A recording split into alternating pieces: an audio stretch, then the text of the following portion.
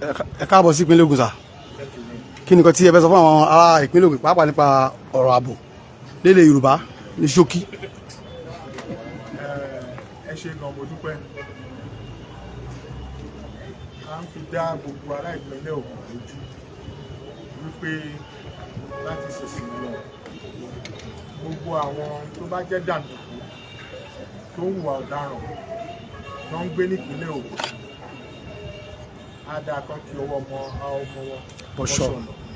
Tí wọn ò bá lè ṣe bẹ́ẹ̀ kán tètè sá kúrò nípínlẹ̀ Ògùn, nítorí eléyìí tí ọwọ́ bá bà á fojú balẹ̀ ẹjọ́.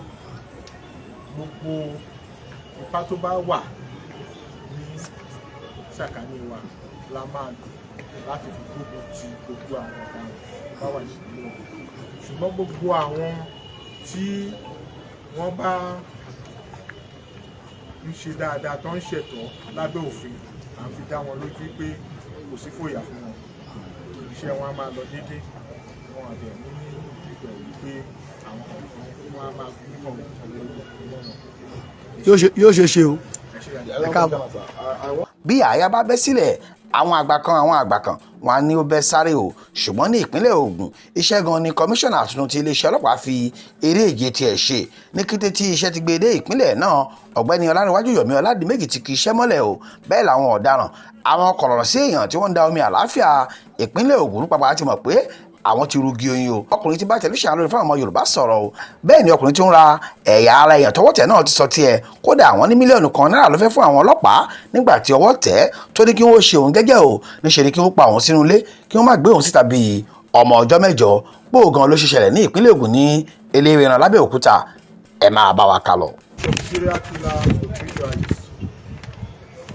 On the 28th of April 2023, policemen attached to Obalende Division apprehended one Ifasoji Anyangbeson, who has been wanted over a case of ritual killing in which he and 8 others who have been earlier arrested and charged to court killed and dismembered the body of one Oyidamola Adeyemi. The suspects shared the body parts of the victim, which they used for ritual purpose. Ifasoji Anyangbeson, who bought the 2 legs of the victim, has been on the run since then, but was traced to his hideout at Jade Iloti area of Ijebu-Ode, where he was arrested. He offered the sum of 1 million naira bribe to the police at Obalende, but the officers rejected the money. He will soon join his colleagues in court to have his day. Lukman ló ta ẹsẹ̀ òkú fún mi ìjànà ní December 9. Lukman, ta ló ń jẹ́ Lukman? Ìjẹ̀bú ìlú wa. Ọ̀rẹ́ yín ni àbí? Àpamọ́ra ni mo sọ̀rọ̀ ẹ̀mí àjọ. Ẹ ti mọ̀ tọ́dún mélòó? Lọ́dún mẹ́ta. Ẹ gbógi sókè. Lọ́dún mẹ́ta ló méjìlá. Ó ta ẹsẹ̀ òkú fún yín àbí? Bọ̀ ṣáájú àsìkò ṣé ó ti kọ́ tarú ẹ̀ fún yín tẹ́lẹ̀ ni? Tarú ẹ̀ fún mi ẹ̀kan lọ́wọ́ ìta fún náà ni. Ṣẹ́yìn ti rarú ẹ̀ tẹ́lẹ̀ ni? Mi ìrà ilọ́wọ́ ẹ̀kan náà ni mo sọ sẹ́yìn. Nígbà tẹ́ wá ra kílẹ̀ fi ṣe? Iṣẹ́ owó ni. Iṣẹ́ owó ni. Iṣẹ́ wo lẹ̀yin ṣe? Babaláwo ni. Babaláwo. Láti ìgbà wo ẹ bá lẹ́yìn abẹ́rọ kọ́ńbì kan? Mo bá lé mi lọ pọ̀ sí ìdájọ́. So ẹ mọ̀ ń pa ògùn owó dáadáa? Mi ìmọ̀ ń pa ògùn ọlọ́run. Mo ní mi ìmọ̀ ń pa ògùn àṣíríbò ni. Àṣíríbò lẹ fi ẹsẹ̀ èèyàn ṣe àbí? So nígbà tó wá ta fún yín, ẹ ṣe bó kí á lọ́ gbé yín débí?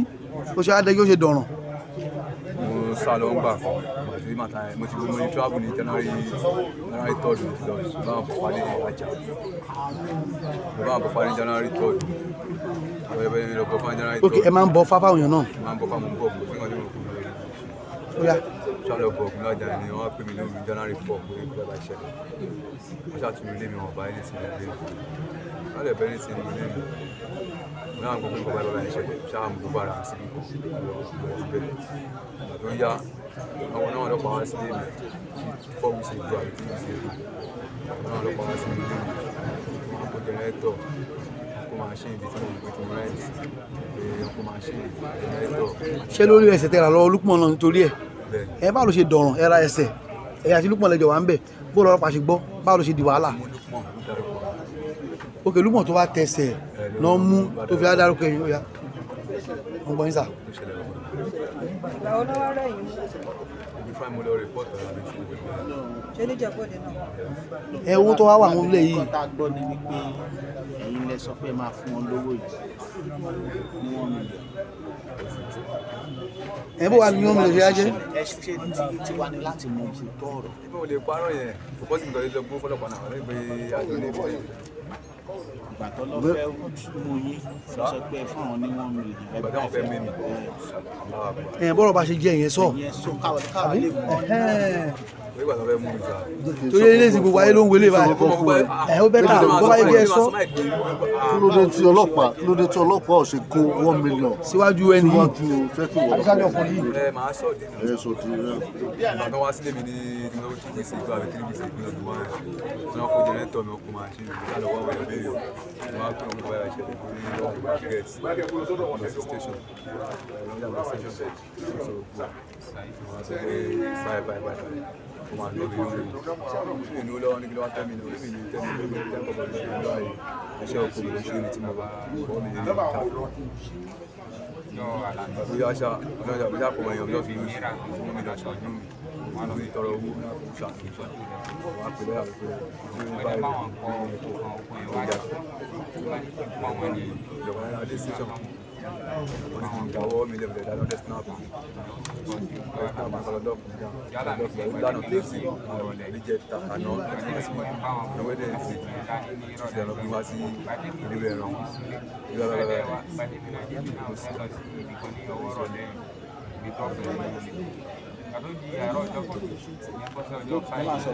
kí lorúkọ ẹ̀ again? Ìfàsọjí kìíní. kí lẹ wá fẹ́ kí ìjọba ṣe fún mi ìgbà tọ́rọ̀ ti dé báyìí. Kọ́mọdé ayé ṣàánú mi ìrẹ̀lẹ̀ fújọ́ àánú wò lórí mo ti ṣiṣẹ́ mo jẹ́ ní.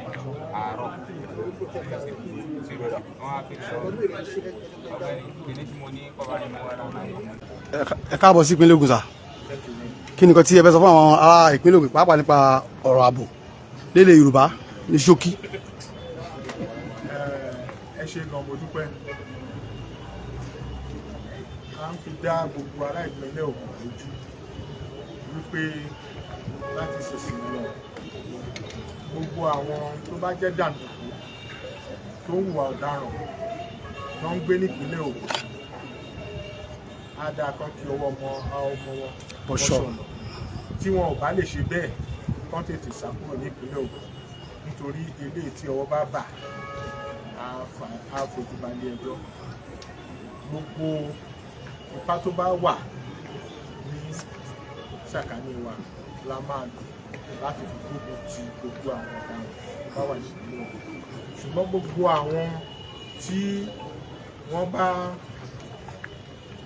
ń ṣe dáadáa tó ń ṣẹ̀tọ́ lábẹ́ òfin à ń fi dá wọn lójú pé kò sí fòyà fún wọn iṣẹ́ wọn á máa lọ déédéé wọn àbẹ̀ ní ìgbà wípé àwọn ọ̀kan wọn á máa fi mọ̀ yóò ṣe ṣe o. ẹ káàbọ̀.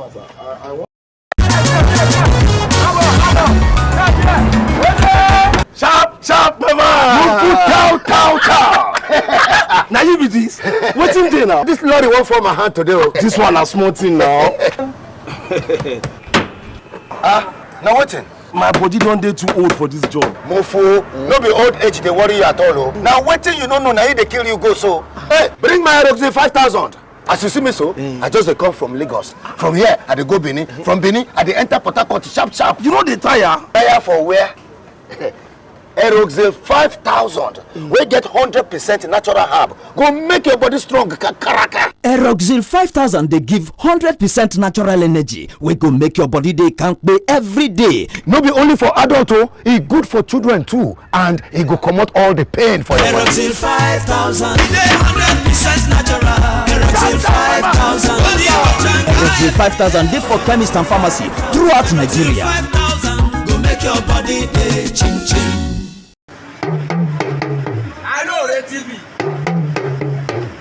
TV nílé nínú òkúri ẹ máa wò ó ètò tó kọ́ni lọ́gbọ́n ètò tó kọ́ni lóye ní gbogbo àgbáyé ẹ máa wò ó.